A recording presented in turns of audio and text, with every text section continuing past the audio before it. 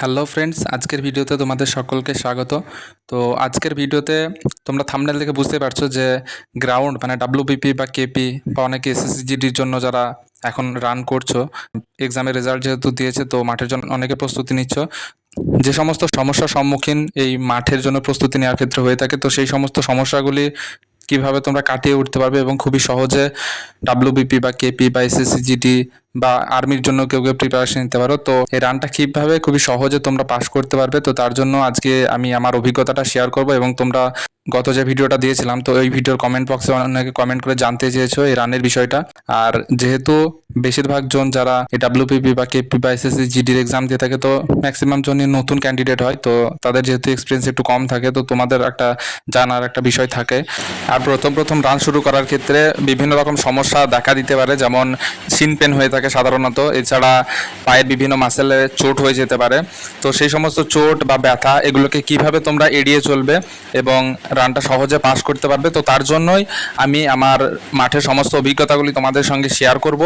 আর আমি আমার সম্পর্কে কিছুটা বলে রাখি, আমি এখনও পর্যন্ত মোট 3টে মাঠে গিয়েছি, তো 3টে মাঠে আমি খুবই সহজে পাস করেছিলাম এবং তোমাদেরকে টাইমিংগুলো বলবো কত কি টাইম লেগেছিল আমার রান করার ক্ষেত্রে।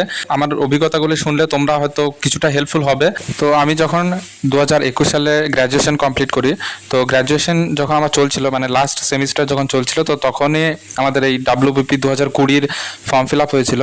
তো সেই সময় আমি সিনিয়র দাদাদের পরামর্শ নিয়ে এই ফর্মটা ফিল আপ করি এবং কম্পিটিটিভ লাইনে তখন আমি যেহেতু নতুন ছিলাম, তো আমার কাছে কোনো রকমের বুকসের কালেকশন ছিল না, তো আমি কয়েকটা বই সেই সময় কিনি এবং কিছুটা করে প্রত্যেকদিন মানে গ্র্যাজুয়েশনে পড়াশোনা করার সঙ্গে সঙ্গে এই কম্পিটিটিভ লাইনের জন্য প্রিপারেশন নিতে থাকি। এবং সেই সময় আমরা যখন গ্র্যাজুয়েশন কমপ্লিট হলো, তো কমপ্লিট হওয়ার ঠিক 1 মাস মতো পরে এই ডাব্লিউবিপি 2020 এক্সামটা ছিল, মানে আমাদের আগস্ট মাস নাগাদ আমাদের এক্সাম কমপ্লিট হয়ে গেছিলো পুরো, এবং সেপ্টেম্বর মাসে 26 তারিখে 2021 সালে তো তখন এই ডাব্লিউবিপির প্রথম প্রিলি পরীক্ষাটা ছিল।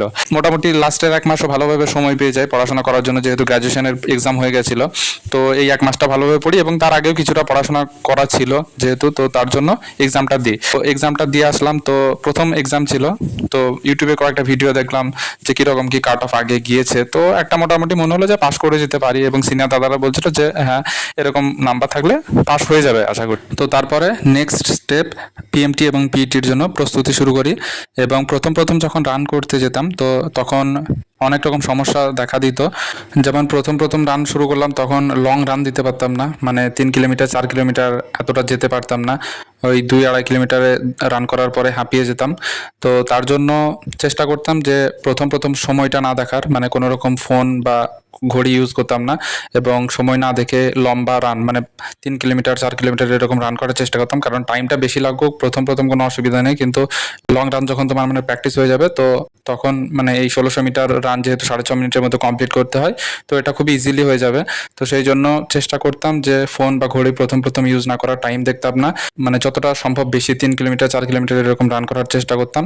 তো বেশ কয়েকদিন লং রান করার পরে তখন শিন পেন দেখা দেয়।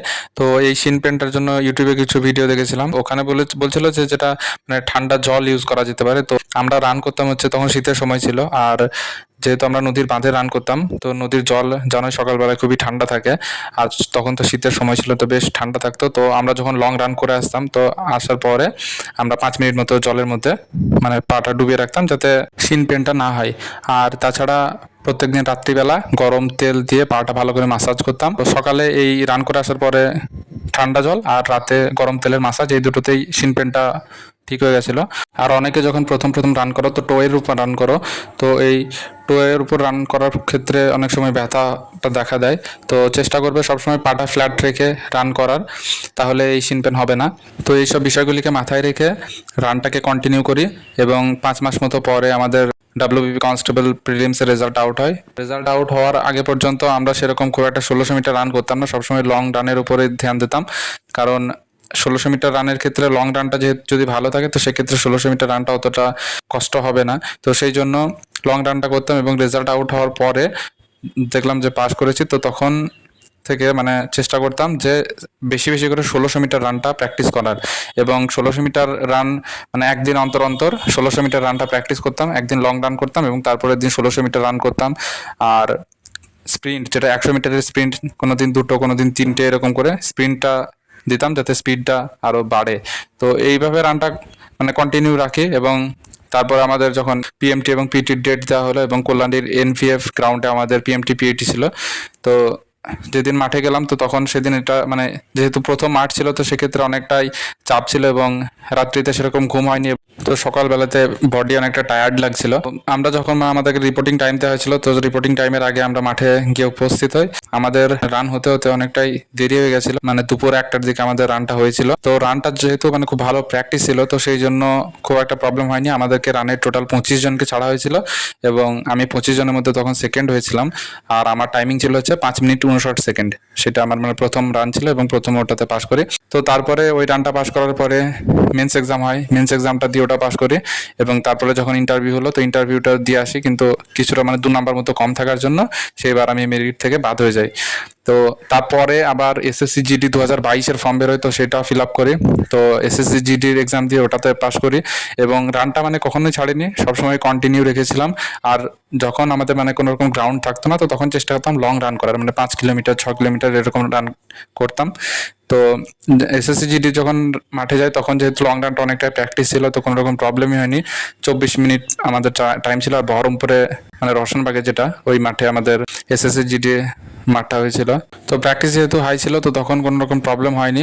এসএসসি জিডিটা মোটামুটি 23 মিনিটের মধ্যে কমপ্লিট হয়ে গেছিল রান। এবং তারপরে ব্যক্তিগত কিছু কারণের জন্য আমি আর 2022 সালের ওই এসএসসি জিডির আমি মেডিকেলে যাইনি। তারপরে আবার কলকাতা পুলিশের যখন ভ্যাকেন্সি বেরোয় তো তখন ফর্ম ফিল আপ করি এবং রানটা আমি মানে সব সময়টাই কন্টিনিউ রেখেছিলাম।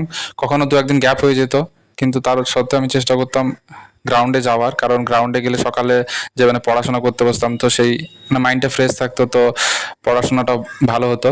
তো তারপরে যখন কলকাতা পুলিশ কনস্টেবলের প্রিলিমসটা দিয়ে আসলাম এবং দেখলাম যে নাম্বার মোটামুটি ভালো আছে তো গ্রাউন্ডে ডাক পাবো, তো তার জন্য তখন আরো ভালোভাবে রানের জন্য প্রস্তুতি শুরু করি। রেজাল্ট যখন দিল তখন দেখলাম যে হ্যাঁ পাস হয়েছে। তো তারপরে আবার ওই আগের মতোই মানে স্প্রিন্টটা বেশি দেওয়ার চেষ্টা করতাম এবং 1600 মিটার রানটা বেশি করে করার চেষ্টা করতাম। তো তারপরে আমাদের কলকাতা পুলিশের গ্রাউন্ড দেওয়া হলো ব্যারাকপুরে। তো ব্যারাকপুরে যখন গেলাম তো তখন রানটা অনেকটা ভালো প্র্যাকটিস ছিল, তো তার জন্য কোনো রকম প্রবলেম হয়নি। আমাদের 20 জন রান করছিলাম, আমাদেরকে একসঙ্গে 20 জনকে ছেড়েছিল, তো তার মধ্যে আমি ফার্স্টে ঢুকেছিলাম আর আমার টাইমিং ছিল হচ্ছে 6 মিনিট 1 সেকেন্ড। এটা কলকাতা পুলিশের টাইমিং।